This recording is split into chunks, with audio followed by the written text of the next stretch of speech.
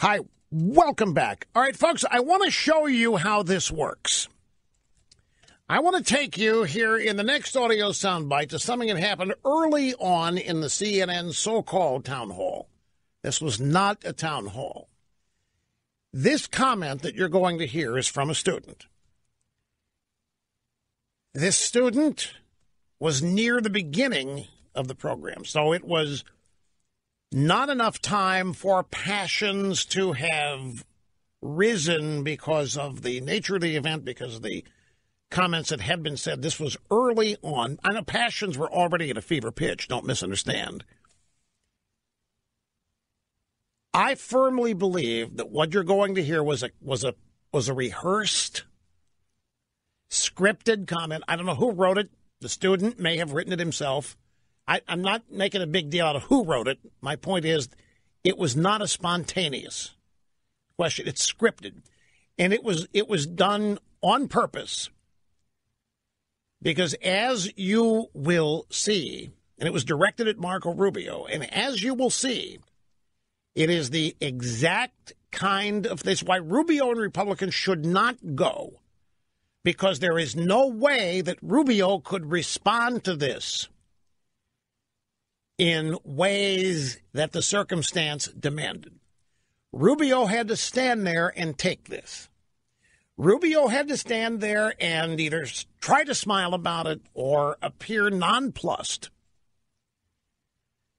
But it is a deeply personal, insulting, irrational, designed to be over-the-top extremist comment to stir up further rabid anger and rage.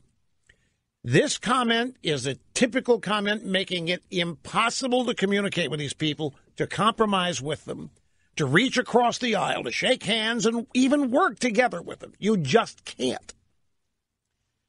And this is by design. If Rubio responds to this in the way you or I would, then the news today becomes how Rubio was disrespectful and mean to young students. It's audio soundbite number 19. It's Cameron Kasky, who I am told has become a favorite of the media in go-to interviews and comments on the shooting. He's a student at Marjorie Stoneman Douglas High School.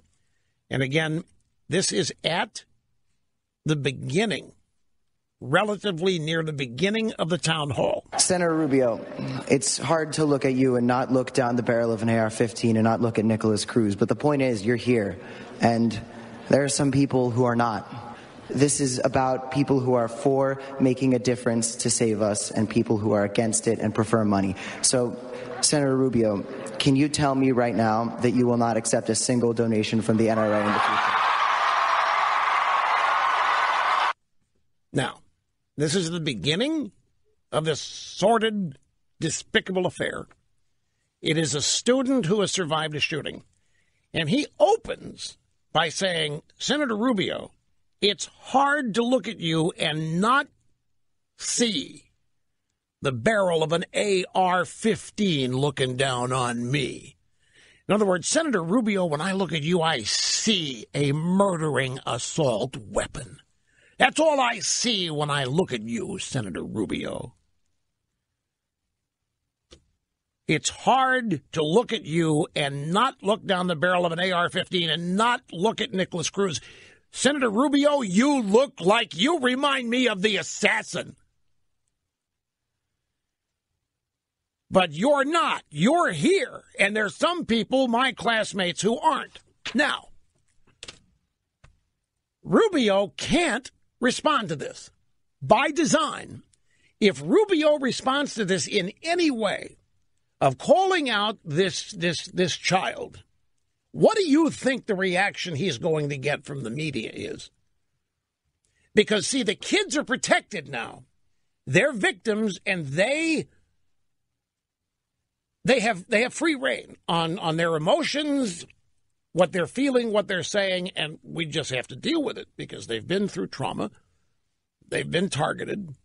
And so Senator Rubio has to sit there. And then after that insult, Then we get this, have you beat your wife lately?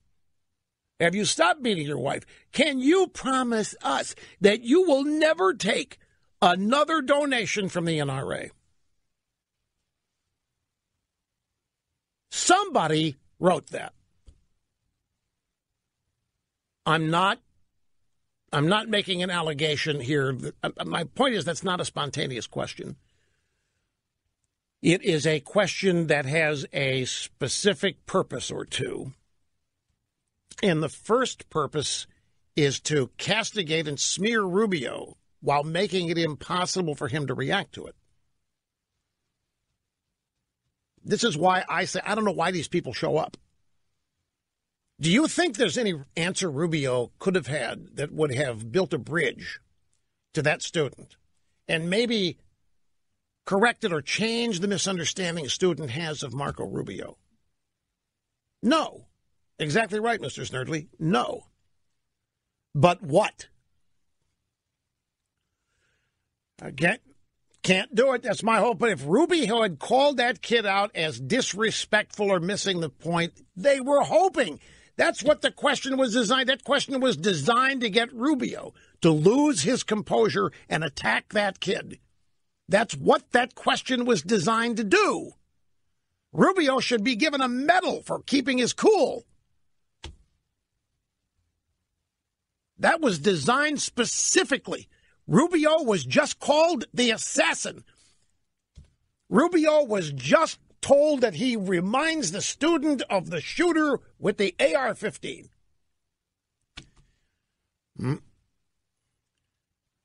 I don't know what I would.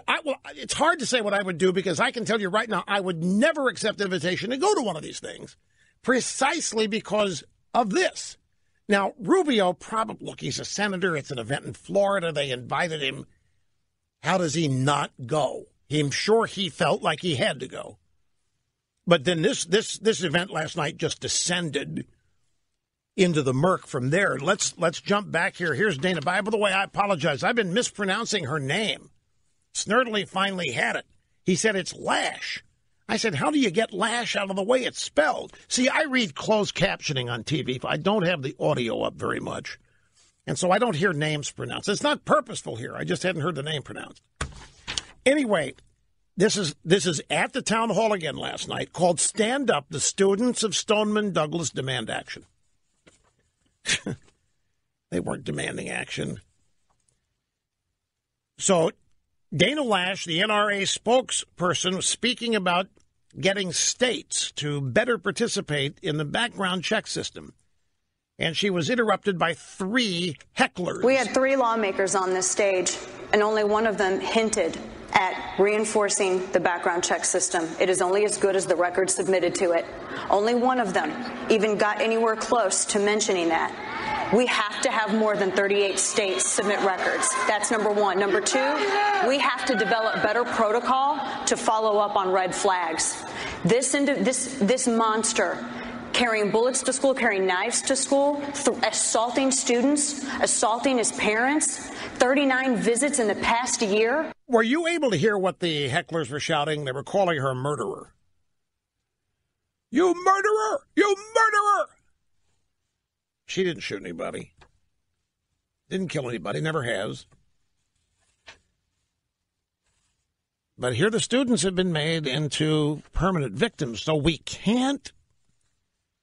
we're not allowed, we're not permitted to comment on them. The students are traumatized. The students are already suffering PTSD. The students are emotionally distraught. They're scared to leave their homes. And the NRA did that. The NRA did that. The guns did that.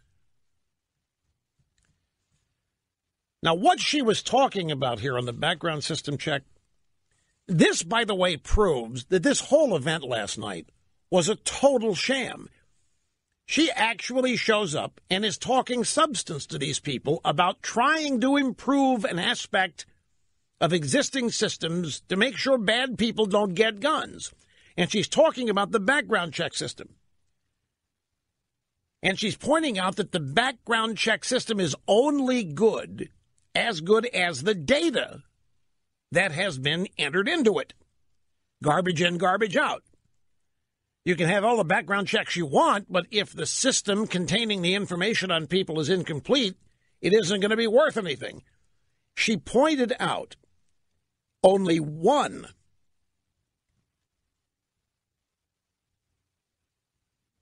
of the politicians on that stage even talked about this. She said, we have to have more than 38 states submit records, meaning we have 50 states in the nation, 57 if you live in Obama's world. We have 50 states. Only 38 states have even submitted information on people to the background check system. So if somebody in one of those 12 states that has not submitted records goes to get a gun, there's no information on those people to even do a background check. And the point that she was making is that these states are not even stepping up and trying to provide the information. And everybody demands bigger and better and longer background checks. And yet nobody seems concerned that there are 12 states that haven't even submitted any data for the background check system. And she's trying to tell these students, because ostensibly everybody there last night is to talk about how we can prevent this. How can we do better? And that's not what the event was, as you now know, if you didn't before it started. Another break. Back with more in a moment.